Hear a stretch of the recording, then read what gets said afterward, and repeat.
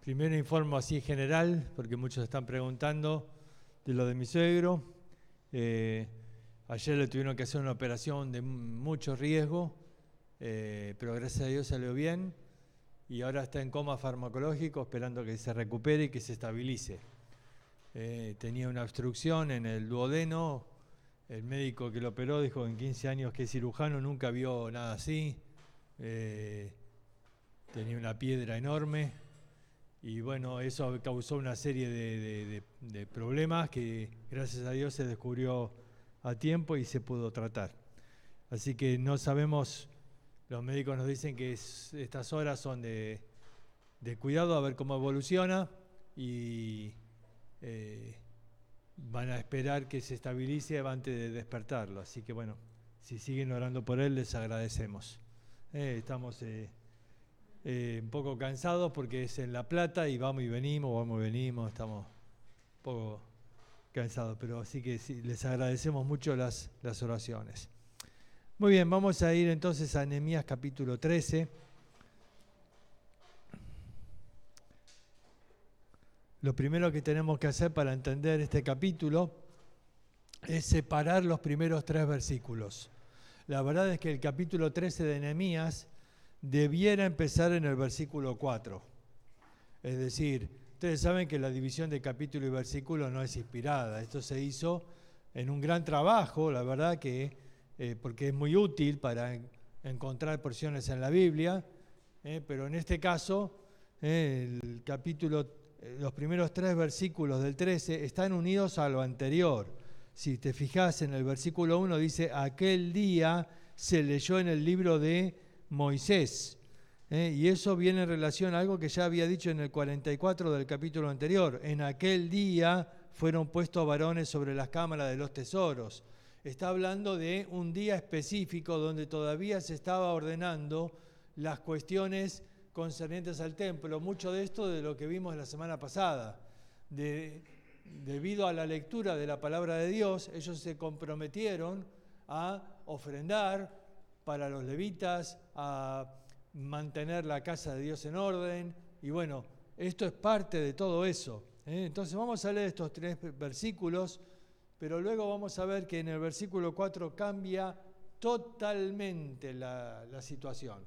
Acá en estos 3 versículos dice, entonces aquel día se leyó en el libro de la ley de Moisés, oyéndolo al pueblo, y fue hallado escrito en el que los amonitas y moabitas no debían entrar jamás en la congregación de Dios, por cuanto no salieron a recibir a los hijos de Israel con pan y agua, sino que dieron dinero a Balaam para que los maldijera.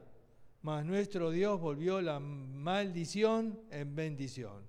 Cuando oyeron pues la ley, separaron de Israel a todos los mezclados con extranjeros. ¿Ves? Esto todavía es parte de la reforma que leímos la semana pasada. Aquí todavía siguen leyendo en la palabra de Dios y siguen tomando medidas para aplicarla. Y en este caso lo que leen es lo que había pasado con Moab. ¿Se acuerdan cuando el pueblo de Israel salió de Egipto y ya estaba, después de 40 años, ya estaban por entrar a la tierra prometida, que el rey de Moab estaba asustado porque veían que ellos habían tenido grandes victorias contra otros reyes? Y entonces, en lugar de preparar el ejército, lo que hizo es buscar a un profeta y lo encontró a Balaam y le dio plata para maldecir al pueblo de Dios. Y ocurre ahí toda una historia sumamente interesante, porque Balaam sale dispuesto a maldecir, pero, bueno, ustedes saben lo que pasó. Dios le habla por medio de una burra, ¿se acuerdan? Y entonces ahí Balaam se asusta y ve la imagen del ángel con la espada en la mano, que le dice, si la burra no se hubiera detenido, yo te hubiera matado. Y bueno, entonces ahí, después de eso, no se atrevió y por supuesto dio la bendición. Y fíjate cómo lo expresa Deuteronomio, porque esta frase que cita Nehemías acá, la frase del versículo 2 al final, nuestro Dios volvió la maldición en bendición. Fíjate cómo está expresado en Deuteronomio 23:5.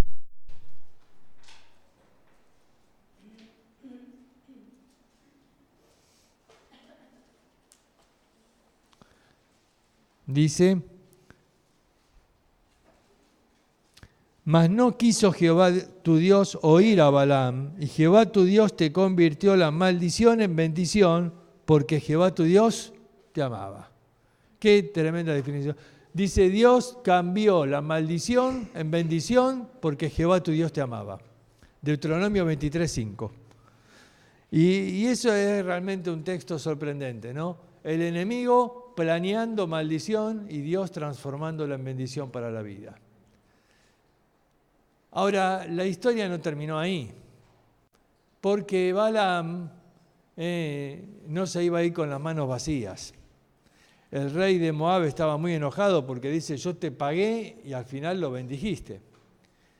Pero Balaam algo hizo, y recién en el capítulo 31 de Números, esto había pasado en el 25, es decir, 6 capítulos después, se descubre lo que hizo Balaam antes de irse. Porque si uno lee, si lees el último versículo de Números 24, dice que Balaam y el rey de Moab, cada uno se fue a su casa.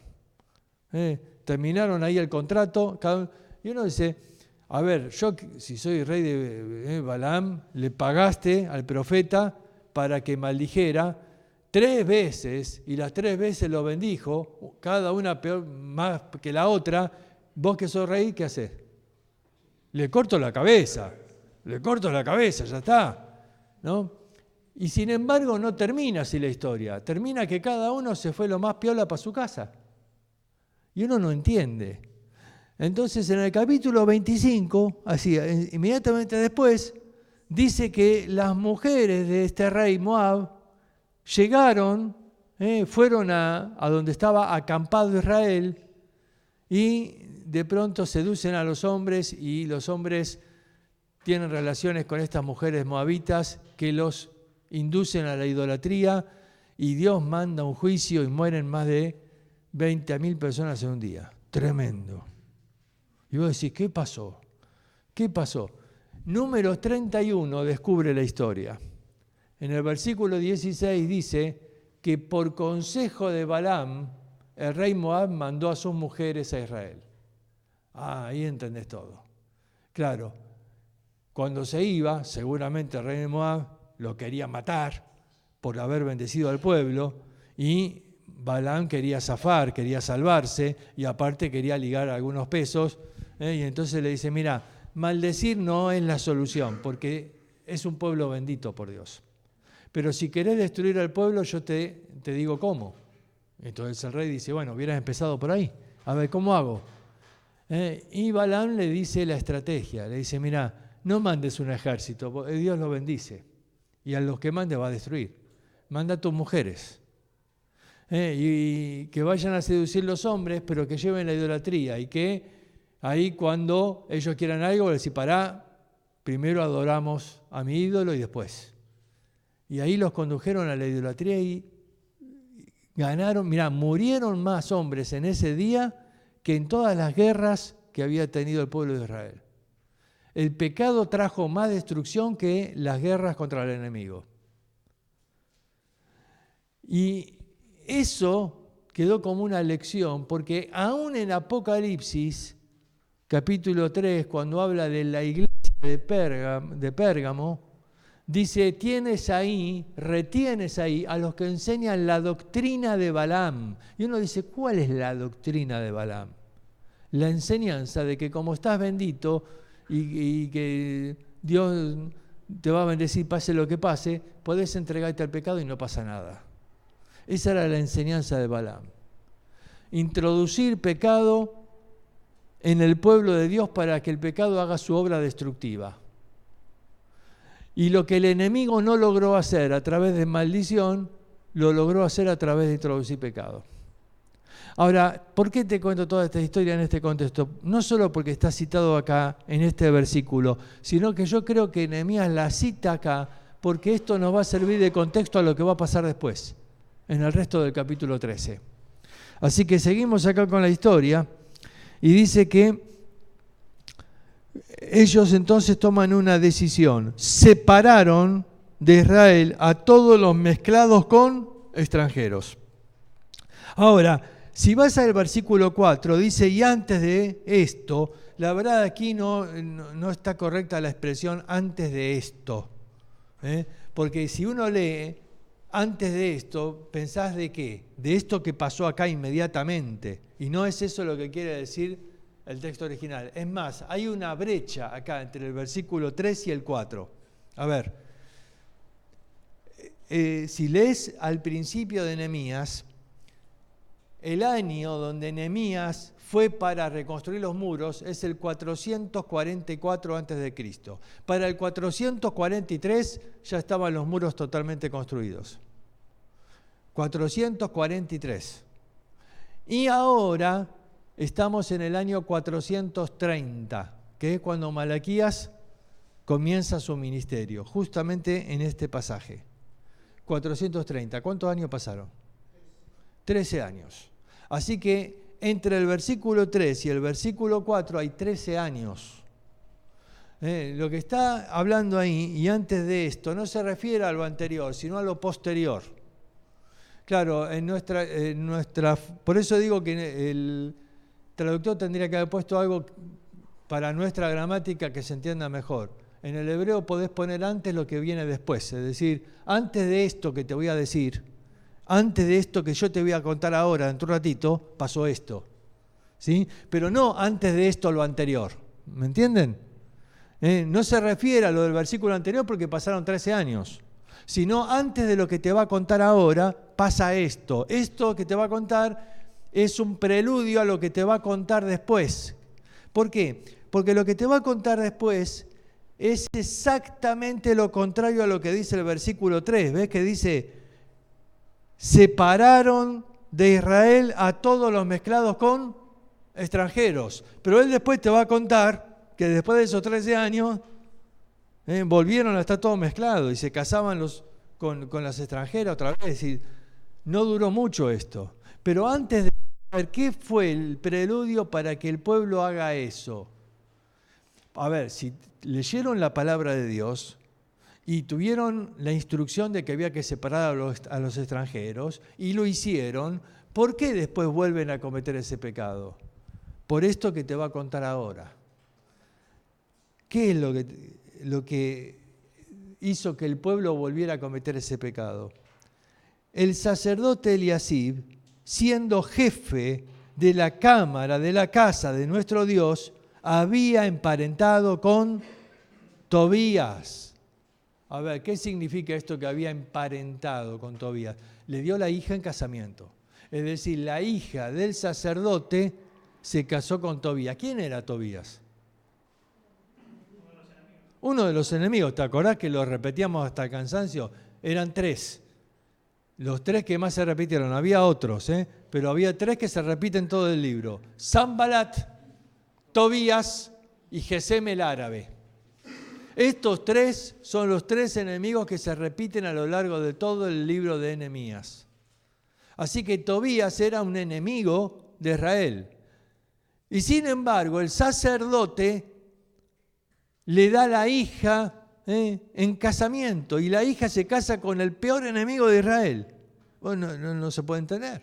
Ahora, no solamente eso. Si hubiera pasado hasta ahí, bueno, estuvo mal, está loco, pero todavía fue más allá.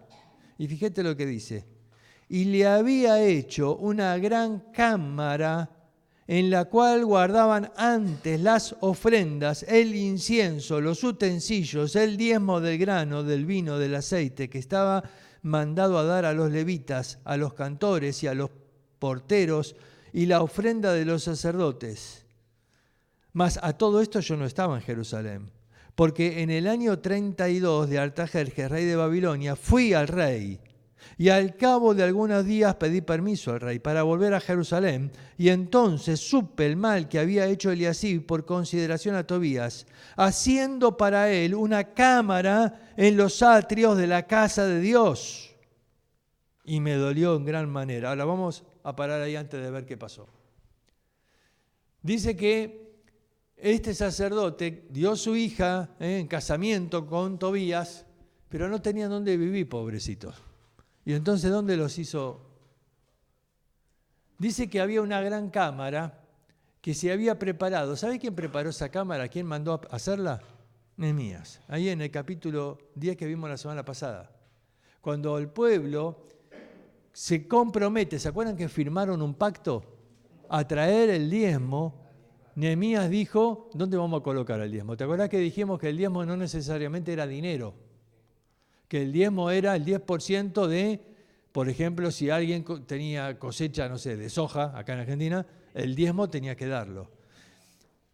Por lo tanto, tenías que tener un depósito donde guardar el diezmo que era dado para los levitas. De ahí tenían para poder vivir.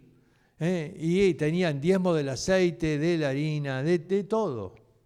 Ahora, Nehemías había mandado eso y ahí tenían ese depósito ahí. Acá lo llama una gran cámara, es decir, un lugar grande. Y dice que sacaron afuera todas las cosas ahí del diezmo y colocaron ahí la casita para Tobías y la hija. A ver, yo no sé si medimos la gravedad de esto. ¿Ustedes se acuerdan del capítulo 6? Cuando los enemigos habían mandado una trampa, habían sobornado a un profeta para hacerlo temer a Nehemías y para que Nehemías entrase al templo para salvarse la vida. ¿Y qué dijo Nehemías? No entraré. Un hombre como yo, ¿te acordás que dijimos un hombre como él? Se refiere a un hombre que es inmundo para la ley. Yo no voy a entrar al templo por el temor a Dios. Yo no voy a entrar al templo ni siquiera para salvar la vida. Pero ahora, ¿quién estaba viviendo dentro del templo? El enemigo. El enemigo lo tenían adentro del templo. Es decir, Nehemías entendió que si él entraba al templo, estaría profanando el templo. Profanar significa no respetar lo sagrado. Eso es profanar. No respetar lo sagrado. La palabra profanar viene de una palabra que se refiere al límite, al... Mirad, es gracioso, ¿sabes? La palabra es bebelo, pero no es bebelo reinoso, Pero bebelo es profanar. Y bebelo era el nombre del umbral de la puerta del templo. Es decir, el límite. A ver, un paso para dentro del umbral estás en territorio sagrado. Un paso para detrás de eso estás en el territorio que no es sagrado. Vos decís, ¿qué diferencia hay? Esto le pertenece a Dios. Ahora, no es lo mismo hacer algo del límite para acá que del límite para acá. No es lo mismo. A ver, venía uno fumando al templo y dice, no, acá no se puede fumar, apaga el cigarrillo. No es lo mismo pisarlo de este lado que pisarlo de este lado. La palabra hebrea significa permitido de pisotear. ¿Pero qué?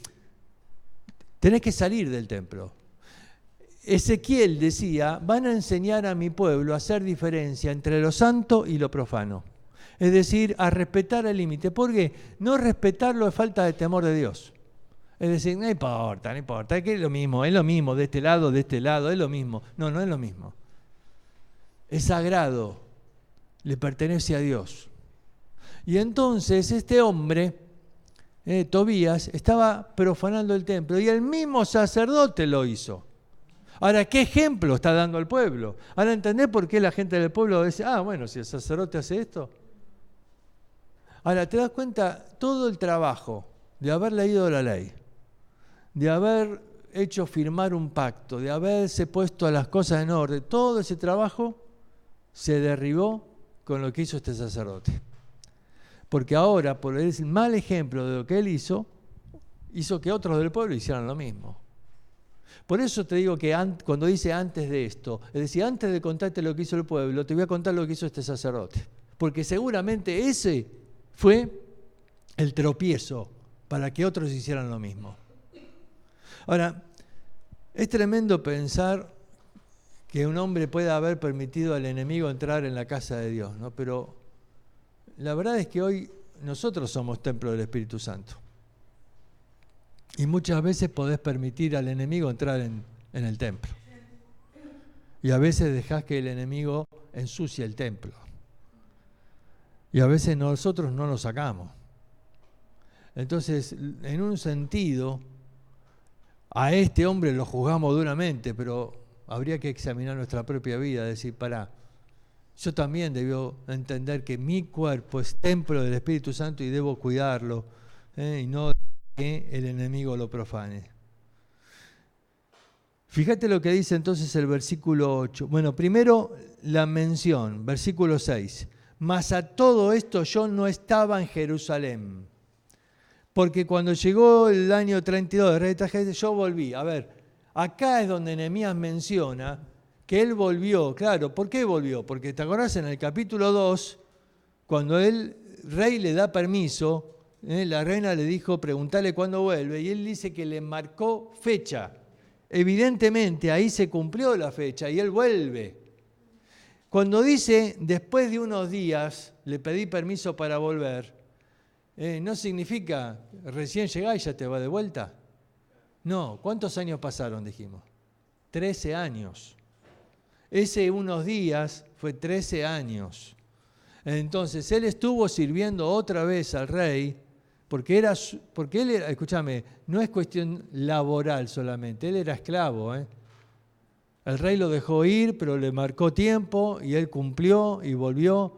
Pero ahora, dice, le pide permiso al rey para ordenar, porque se enteró seguramente de todas las cosas que estaban pasando, y pide permiso ya no para reconstruir un muro, sino ahora para poner en orden al pueblo que se había descarriado. Entonces pide permiso. Y entonces vuelve y se encuentra con este cuadro de Tobías. Y dice, me dolió en gran manera. Ahora, hay una expresión similar a la del capítulo 5. En el capítulo 5, ¿te acordás que estaba este asunto de que habían prestado dinero y cobraban intereses? Y él dice ahí, me enojé en gran manera. Entonces, ¿te acordás? Lo medité, la pausa, lo medité y después reprendí. Acá no dice me enojé en gran manera, me dolió en gran manera. Lo que sentía Nehemías no era el enojo que sintió en aquel tiempo. Ese enojo, ¿viste? Esto, que te dan ganas de... No. Acá hay una indignación profunda. Ese me dolió en gran manera, estaba indignado ahí bien adentro, me sale con esa sensación de decir, ¿cómo este hombre pudo hacer esto con el templo de Dios? Me dolió en gran manera. Y acá no lo meditó nada. Acá agarró y ¿qué hizo? Arrojé todos los muebles de la casa de Tobías fuera de la cámara. Y dije que limpiasen las cámaras. E hice volver allí los utensilios de la casa de Dios, las ofrendas y el incienso. Ahora fíjate, aquí está relatado brevemente, pero este es el primer desalojo de la Biblia. ¿Qué hizo Nehemías? Le arrojó los muebles a la calle, le tiró los muebles a la calle.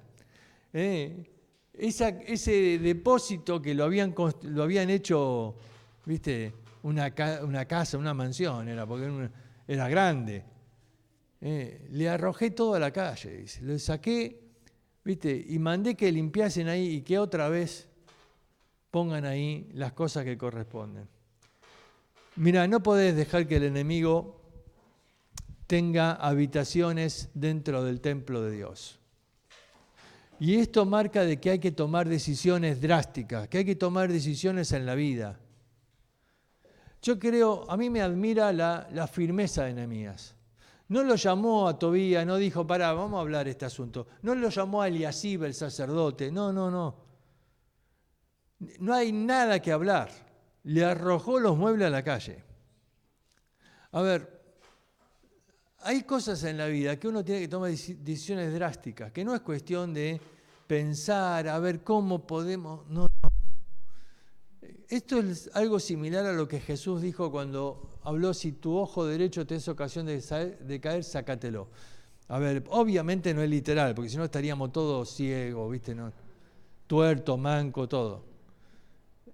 Está hablando de tomar decisiones drásticas. Una decisión drástica es la de sacar un miembro del cuerpo, por ejemplo, cuando hay una gangrena y hay que cortar una pierna. Es una decisión drástica. Lo que él está diciendo es que en la vida a veces tomás conciencia de que hay ciertos pecados. Ahora, no se corta una pierna en el primer síntoma, no, sino en el último, cuando ya el médico te dice, mirá, o te corto la pierna o te morís, porque la infección está fuera de control. A ese punto se llega. Y Jesús está tomando ese cuadro y dice, hay un punto donde uno entiende que si hay un pecado que intentaste vencerlo una vez, 2 veces, 20 veces, 50 veces, y seguís cayendo, y ese pecado te va a arruinar la vida. Entonces tiene que haber un punto en la vida donde uno toma una decisión drástica. O corto esto, o el pecado me va a terminar matando. Entonces acá no se trata de hablar con el sacerdote, con el otro, a ver, bueno, te vamos a dar un tiempo para salir. No, le tiró los muebles a la calle, ya está. Esto no puede estar acá adentro. Son decisiones así, decisiones drásticas, son cosas que no puedo tolerar en la vida. ¿Viste? Muchos juegan con el pecado, saben que está mal, saben, pero lo consienten, como diciendo, bueno, ya lo voy a sacar, dame un poquito de tiempo, dame 1 año y lo saco a Tobías de la casa. Vamos a darle tiempo, pobre Tobías, que se haga una casita, después lo sacamos. No, nada. ¿Ves? A ver, hay cosas que no se pueden consentir, y eso es lo que está haciendo Nehemías acá. Lo arrojó a la calle. Encontré a sí mismo, ahora empieza el relato, porque todo esto es esa frase antes de lo que te voy a contar. Es decir, lo primero que pasó fue esto. Ahora, fíjate cómo todo lo que te voy a contar ahora viene posteriormente. Dice, encontré a sí mismo que las porciones para los levitas no habían sido dadas, y que los levitas y cantores que hacían el servicio habían huido cada uno a su heredad. A ver, si me seguís. Encontré que las ofrendas para los levitas no habían sido nada. ¿Y por qué?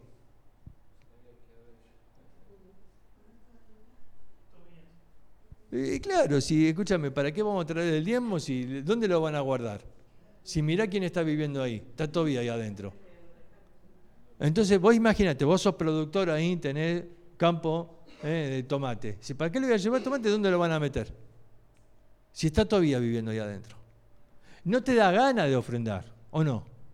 ¿No te da ganas de ofrendar? Entonces dice, claro, vos fíjate, la acción de un hombre empieza a traer consecuencias en cadena. En cadena. La acción de este hombre comenzó a traer consecuencias una tras otra. Es como las piezas del dominó, ¿viste? Ese jueguito que cuando cae una le voltea a la otra y le voltea a la otra. Y bueno, este hombre volteó la primera. Y esto volteó la otra. La gente se desanimó. Ahora, ellos habían hecho una promesa, ¿te acordás? La habían firmado, Sí, pero mirá lo que pasó. Pasaron 13 años, no, mirá. Y entonces comenzaron a descuidarse un montón de cosas. Esto pasa en la vida.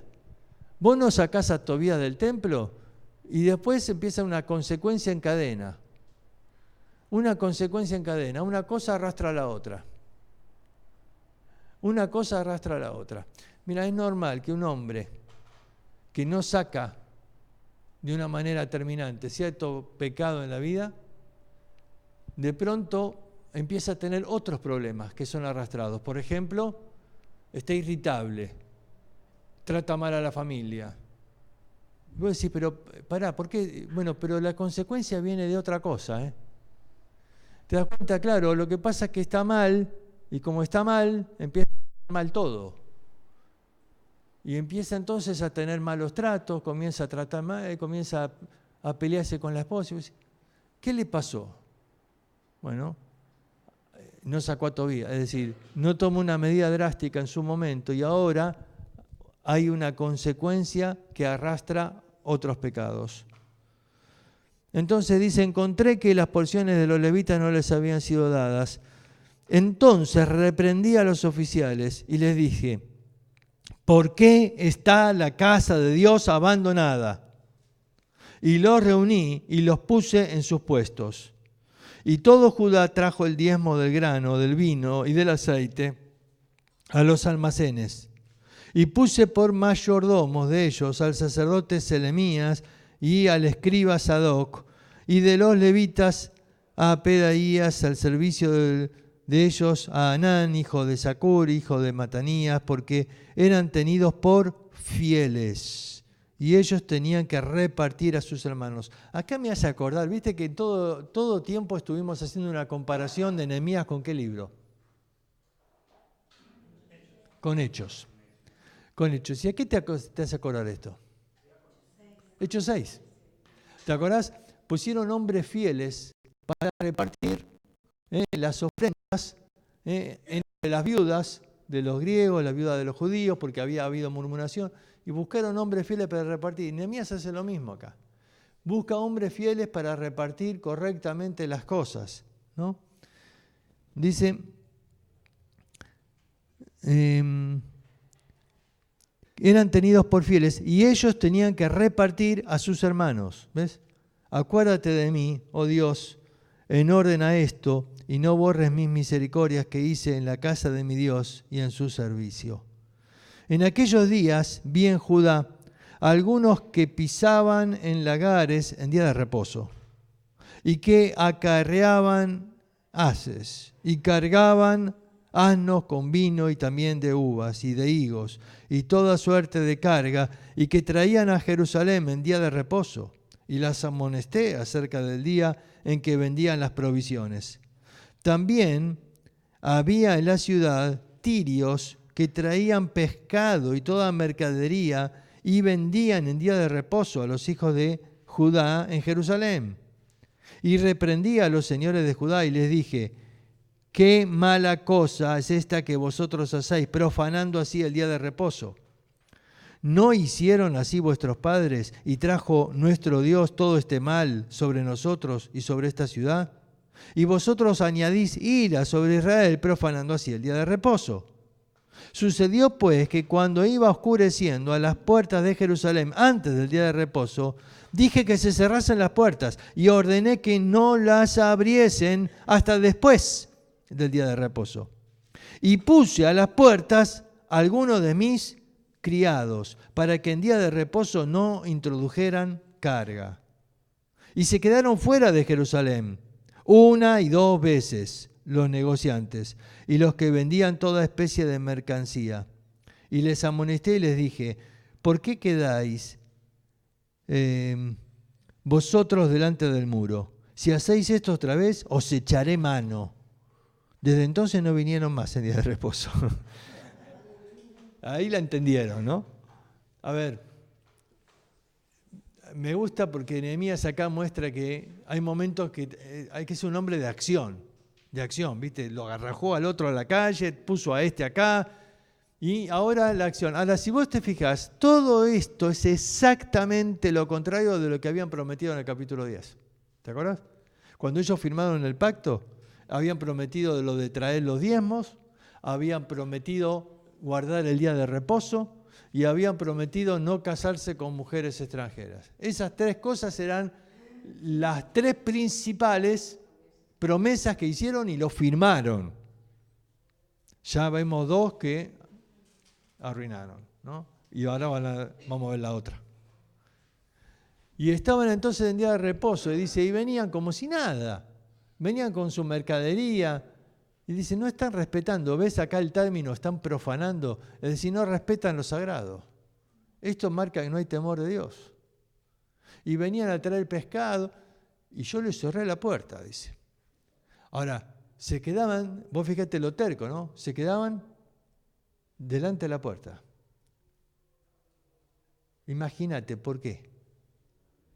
A ver, a mí me cierran la puerta, ¿qué hago? Me voy. Pero ¿sabes qué? Es lejos para irte, ¿no? Te quedás ahí. Ahora, escúchame una cosa. La mercadería que traían, por ejemplo, el pescado, no dura mucho. ¿Por qué te quedás en la puerta? ¿Por qué no se van?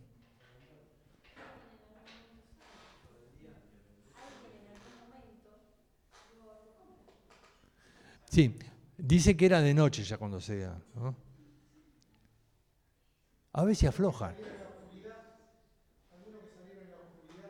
Alguno que afloje, por ahí me abre la puerta. A uno que me tenga lástima, ¿viste? Que me ve, pobre tipo, mirá, se le está pudriendo el pescado. Quizás me lo vende más barato, ¿no?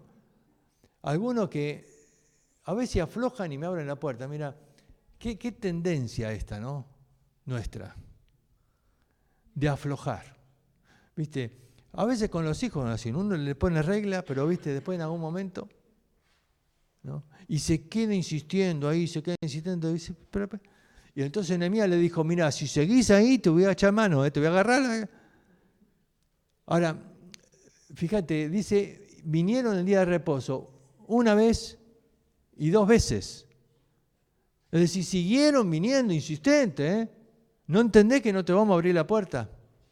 Y Nehemías hace algo importante. No solamente cierra las puertas, él hace algo importante ahí, porque sabe esto que nosotros estamos diciendo, él lo sabía, sabe que a alguno le va a abrir la puerta, sabe que alguno va a aflojar. Entonces, ¿qué hace?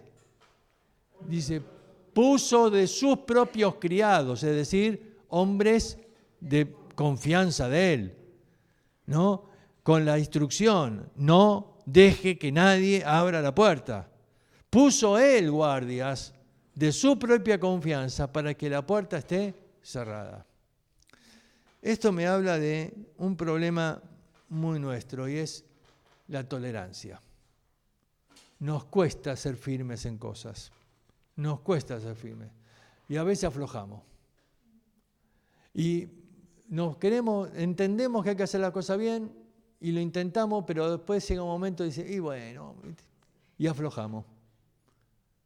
Y acá me habla, no, hay cosas, yo tengo que poner guardas en las puertas. Es decir, hay puertas en mi vida que tienen que estar bien custodiadas. Hay puertas que no se tienen que abrir. Y yo tengo que poner guardias. A ver, esto me habla de protección ante nuestra debilidad. ¿Vos sabés que alguno del pueblo es débil y va a abrir la puerta? No, no se va a abrir. Protección ante la debilidad. ¿Viste? Vos tenés ahí un hijo adolescente y sabés que es débil en ciertas cosas. Tenés que protegerlo en ciertas cosas. Esta es la lección de Cantares, cuando está diciendo ahí en el capítulo 8, y dice, tenemos una hermana que no tiene pechos, es decir, una adolescente, todavía no se desarrolló como mujer. Y dice, si es muro, vamos a poder edificar sobre ella, pero si es puerta, la guarneceremos con tablas de cedro. ¿Qué está diciendo? Si es puerta, significa si es débil, si no tiene firmeza. Una puerta me da la idea de alguien que entra y sale todo el tiempo. Es influenciable, se deja llevar, no tiene convicción. Es puerta, es puerta. Es decir, el proverbio, el simple, es comparado con justamente una puerta que, ¿viste? Algunos ya es giratoria la puerta. Entonces dice, ¿qué hacemos? La guarneceremos con tabla de cedro. Es decir, me habla de, yo tengo que ayudar ante la debilidad a proteger áreas de la debilidad, porque la persona sola por ahí no puede. Esto le pasa al alcohólico, ¿no? Que no puede. Es decir, el vicio lo controló, necesita ayuda. Bueno, pero esto nos pasa a todos en distintas áreas de la vida. Y la inconstancia y la debilidad de carácter y la falta de firmeza tiene que hacer que uno pida ayuda a otros guardias, ¿viste? Alguien que me ayude, un consejero, alguien que me ayude a tener esa puerta cerrada. O yo en mi familia, ser ese guardia, decir, no, yo te voy a ayudar. Vamos a guardar. ¿Ves? Este es el concepto de acá, ¿no? Vamos a proteger para que no se contamine el templo en esos días. Entonces, vemos lo último, dice, versículo 23, vi asimismo en aquellos días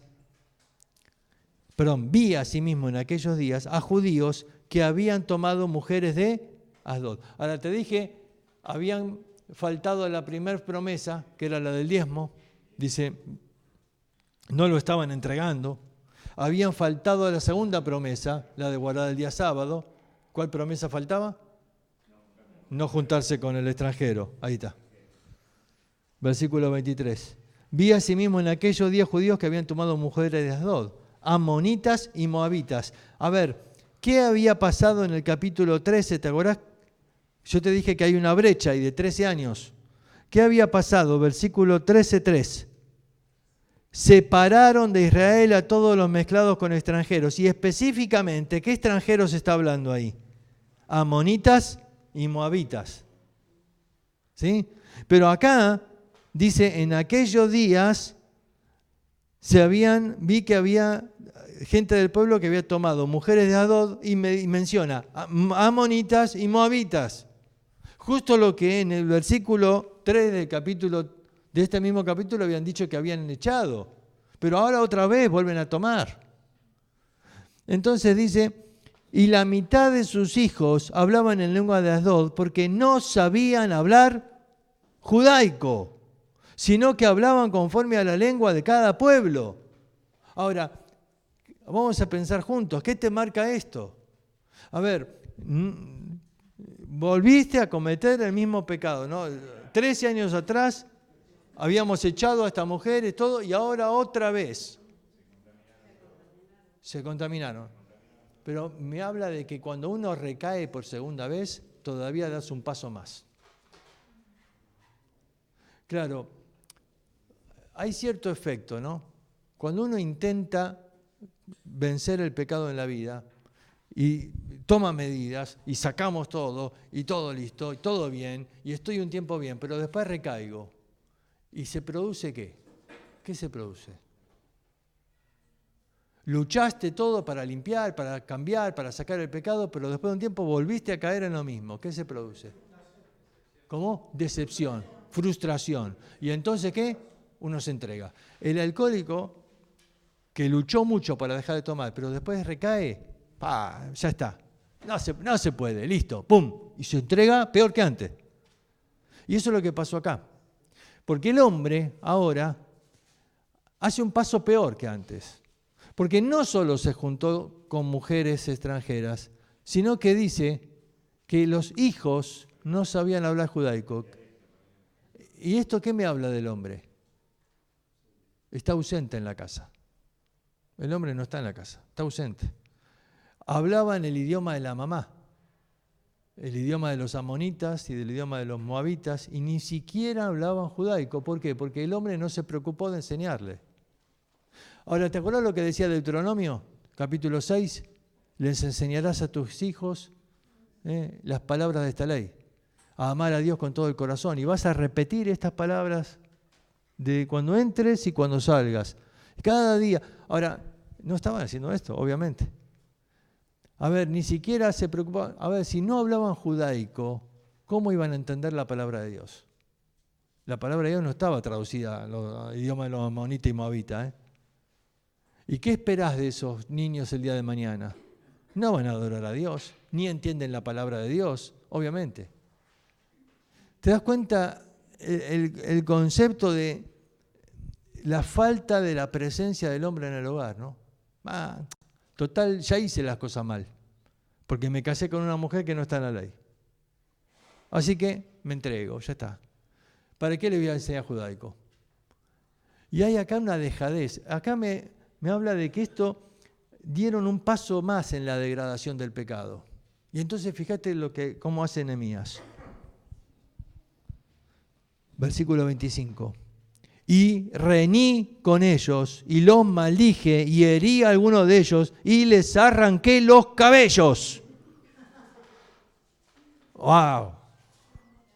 A ver, ¿dónde está ese Nehemías que dice, lo medité en mi corazón, ¿no? Y después... No, los arranqué los cabellos, ¿no?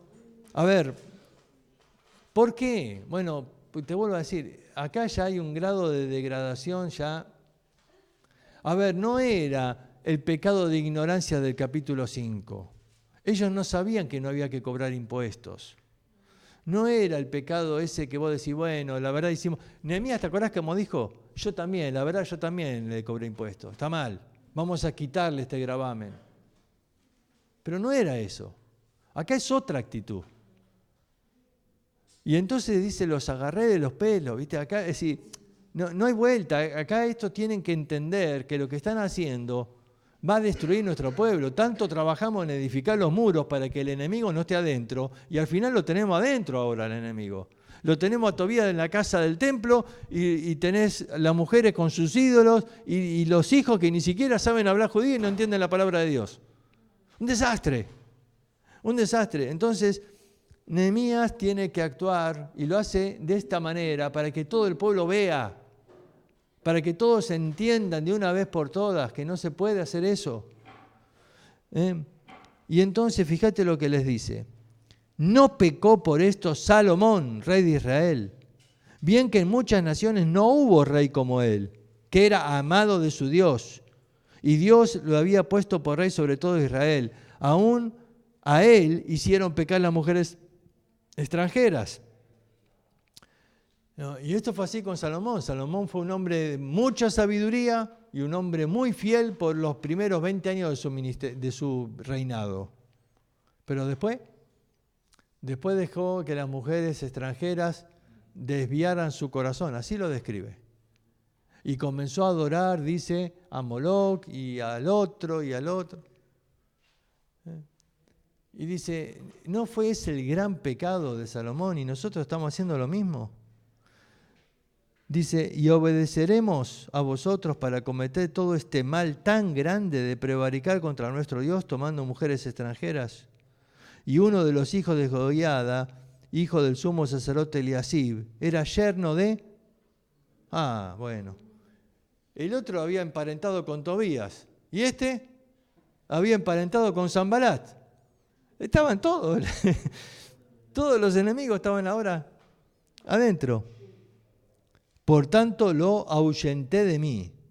Acuérdate de ello, Dios mío, contra los que contaminaban el sacerdocio y el pacto del sacerdocio de los levitas. Lo limpié pues de todo extranjero y puse a los sacerdotes y levitas por grupos, cada uno en su servicio.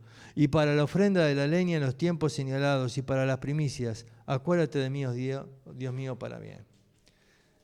Un hombre que con acción puso las cosas en su lugar.